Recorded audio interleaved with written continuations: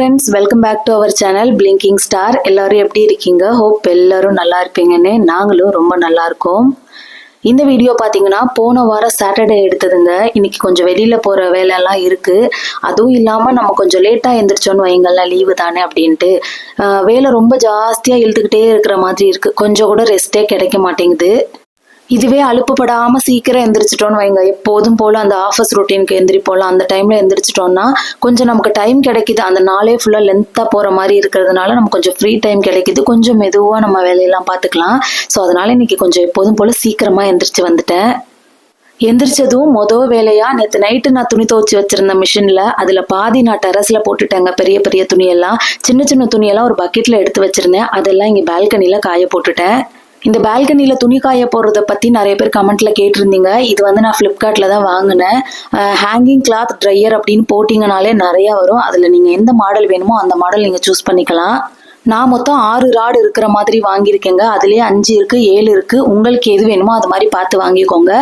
வாங்கிட்டு அதை ஃபிக்ஸ் பண்றதுக்கு கார்பெண்டர் வந்து நீங்க தான் வந்து யாரையாவது கூப்பிட்டு இன்ஸ்டால் பண்ணிக்கணும். நாங்க இன்டீரியருக்கு பார்க்க வந்தாங்க இல்லையா, அவங்க கிட்டயே சொல்லி இன்ஸ்டால் பண்ணிட்டோம். அவங்களுக்கும் தெரியல, அந்த டைம்ல யூடியூப்ல வீடியோஸ் எல்லாம் போட்டு காத்து தான் பண்ணியிருந்தோம். ஸோ உங்களுக்கு கார்பெண்டர் கிடைச்சாங்கன்னா அவங்களே கூப்பிட்டு நீங்க ஃபிக்ஸ் பண்ணிக்கலாம். இல்லைன்னா அர்பன்ல கூட நீங்க புக் பண்ணிக்கலாம். நான் வாங்கின அதே ப்ராடக்ட் இப்போ ஃப்ளிப்கார்ட்டில் இருந்தது அப்படின்னா இந்த வீடியோவில் டேக் பண்ணுறேன். தேவைப்படுறவங்க செக் பண்ணி பார்த்துக்கோங்க. அன்னைக்கு பிரேக்ஃபாஸ்ட்டுக்கு அந்த கோதுமை குருணைன்னு சொல்லுவாங்க இல்லையா, உடச்ச ரவை, கோதுமை ரவை, அதில் பொங்கல் தான் பண்ணியிருந்தேன். ஆஸ் யூஸ்வல் எப்போதும் நம்ம பச்சரிசி பொங்கல் பண்ணுவோம்ல, அதே மாதிரி தான். பச்சரிசி பொங்கலுக்கு 1 டம்ளர் பச்சரிசினா 1/2 டம்ளர் பாசிப்பருப்பு போடுவேங்க. அதே மெஷர்மெண்ட்ல தான் இதையும் நான் எடுத்திருக்கேன். தண்ணி மட்டும் அரிசிக்கு 1 டம்ளருக்கு 5 டம்ளர் சேர்ப்பேன். பட் இதுவே இந்த ரவை, கோதுமை ரவைக்கு 1 டம்ளருக்கு 3 டம்ளர் தண்ணியே போதுமானதா இருக்கும். இப்போ அரிசி கூட பருப்பையும் சேர்த்துட்டு அளவோட தண்ணியும் விட்டுட்டு கொஞ்சமா உப்பு, பெருங்காயத்தூள், நெய், ஒரே ஒரு பச்சை மிளகா சேர்த்து ஒரு 3 விசில் விட்டா போதும், நல்லா வெந்துடும்.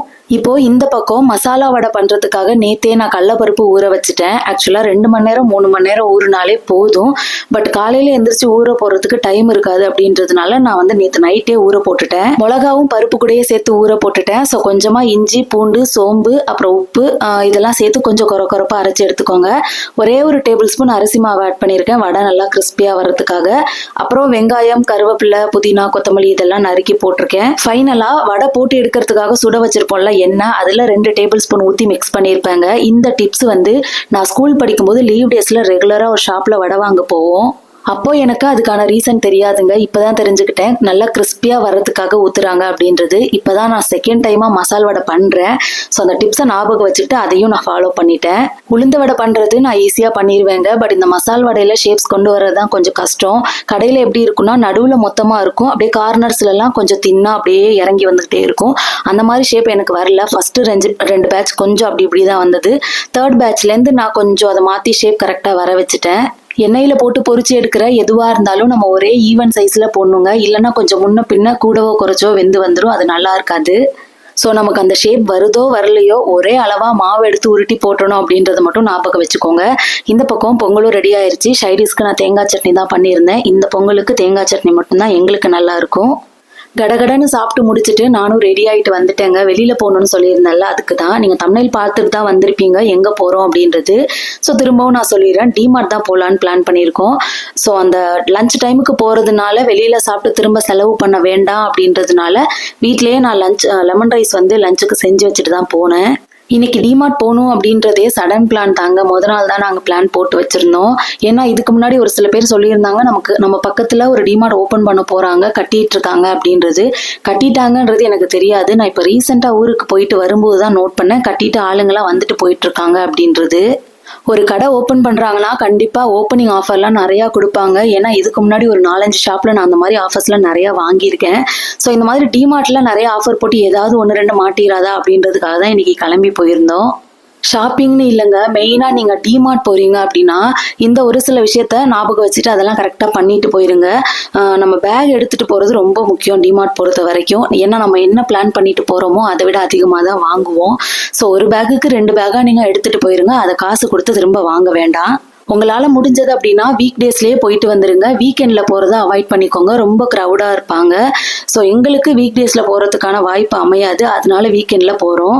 மெயினாக பசங்களை கூட்டிகிட்டு போகிறீங்க அப்படின்னா வாட்டர் பாட்டிலில் தண்ணியும் அவங்களுக்கு வேண்டிய ஸ்நாக்ஸும் எடுத்துகிட்டு போயிருங்க. உள்ளே ஷாப்பிங் போக ஆரம்பிக்கும் போதே கையில் ஸ்நாக்ஸ் கொடுத்து உட்கார வச்சிருங்க. அப்போ தான் பார்க்குறதெல்லாம் கேட்க மாட்டாங்க. நம்மளும் நிம்மதியாக ஷாப்பிங் பண்ணிட்டு வரலாம்.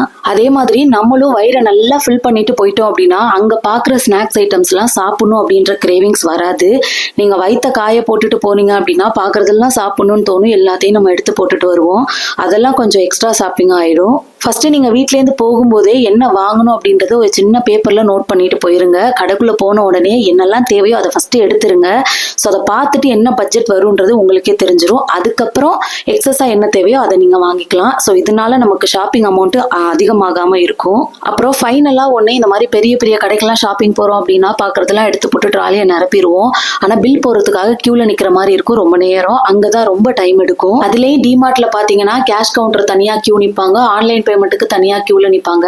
ஸோ நீங்கள் வீட்டிலேருந்து போகும்போதே கையில் கொஞ்சம் அமௌண்ட் எடுத்துகிட்டு போயிட்டீங்கன்னா எங்கே கூட்டம் கம்மியாக இருக்கோ அங்கே போய் நின்றுக்கலாம். சில நேரம் நம்ம ஆன்லைன் பேமெண்ட்லாம் பண்ணுறோம் அப்படின்னா டவர் கிடைக்காம போயிருங்க. அந்த டைம்லலாம் பேமெண்ட் பண்ணுறதுக்கே ரொம்ப டைம் எடுக்கும். அது நமக்கும் கஷ்டம், நமக்கு பின்னாடி உள்ளவங்களுக்கும் டைம் எடுக்கும். ஸோ எதுக்கும் கையில் கேஷ் எடுத்துகிட்டு போகிறது பெட்டர் அப்படின்னு நான் சொல்லுவேன். இப்போல்லாம் எங்கே போனாலும் கையில் கேஷ் எடுத்துகிட்டு போகிற பழக்கத்தை நான் இப்போ தான் வர வச்சுருக்கேன். இந்த தடவை நாங்கள் டிமார்ட் வந்தப்போ எங்களுக்கு முன்னாடி பில் போட்டவங்களுக்கு அந்த பேமெண்ட் ஆகலை டவர் இல்லாததுனால. ஸோ அதனால இதையும் ஒரு டிப்பாக உங்களுக்கு நான் சொல்கிறேன். ஸோ எப்படியோ எல்லா வேலையும் முடிச்சுட்டு வீட்லேருந்து டிமார்ட்டுக்கு கிளம்புறப்பவே மணி 1 மணி ஆயிடுச்சுங்க. ஸோ இதுவும் ஒரு வகையில் நல்ல விஷயம் தான். லஞ்ச் டைமில் யாரும் கூட்டம் இருக்க மாட்டாங்க அப்படின்னு நினச்சிட்டு போனோம். ஆனால் அதுதான் இல்லை. ஸோ அந்த டைம்லேயும் நம்மள மாதிரியே நினச்சிட்டு எல்லாரும் வந்திருப்பாங்க போல். அவ்வளோ கூட்டம் இருந்தது. ஓப்பனிங் ஆஃபர்லாம் நிறையா தான் போட்டிருந்துருப்பாங்க போலங்க. நாங்கள் போனது லேட்டு. ஸோ அதனால் ஆஃபர்லாம் எதுவும் கிடைக்கல. ஆஃபர் மென்ஷன் பண்ணியிருப்பாங்களே அதெல்லாம் இருக்குது. பட் அந்த இடத்துல எந்த பொருளுமே காணும், எல்லாம் காலி ஆயிடுச்சு போல். ஸோ அங்கே இருந்ததுலேயே எது கம்மின்னு பார்த்து எனக்கு தேவையானதை மட்டும் நான் வாங்கிட்டு வந்தேன். அப்புறம் இந்த கிளாஸ் கண்டெய்னர்ஸ் எல்லாம் இதுக்கு முன்னாடி டிமார்ட்ல பார்க்காத மாதிரி ஒரு சில மாதிரி வித்தியாசமான கண்டெய்னர்ஸ் எல்லாம் இருந்தது.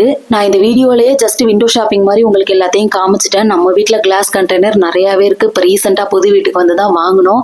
ஸோ இனிமே அதுல கையே வைக்க வேண்டாம், கொஞ்ச நாள் போட்டுன்னு பார்த்துட்டு வச்சுட்டு மட்டும் வந்துட்டேன். இப்போ சம்மர் அப்படின்றதுனால வச்சிருக்காங்களோ என்னமோ தெரியலங்க, கிளாஸ்ல வாட்டர் பாட்டில்ஸ் எல்லாம் டிசைனா இருந்தது. பிரைஸுமே ரொம்ப கம்மி, 69, 59, 40 அந்த மாதிரி ரேட்ல எல்லாம் கூட டிஃபரெண்ட் சைஸஸ்ல இருந்தது. அப்புறம் இந்த காஃபி கப்ஸுமே பாருங்களேன், செட் ஆஃப் 6 130, 120, 190, 190. ஸோ அந்த மாதிரி ஒரு ப்ரைஸுக்கு ஏற்ற மாதிரி காஃபி கப் செட் ஆஃப் 6 தான், தனியாலாம் கிடையாது. ஸோ இதெல்லாம் தாராளமாக வாங்கலாம். நம்ம இப்போதான் ஒன்று ஒன்றா வாங்க ஆரம்பிச்சிருக்கோம்.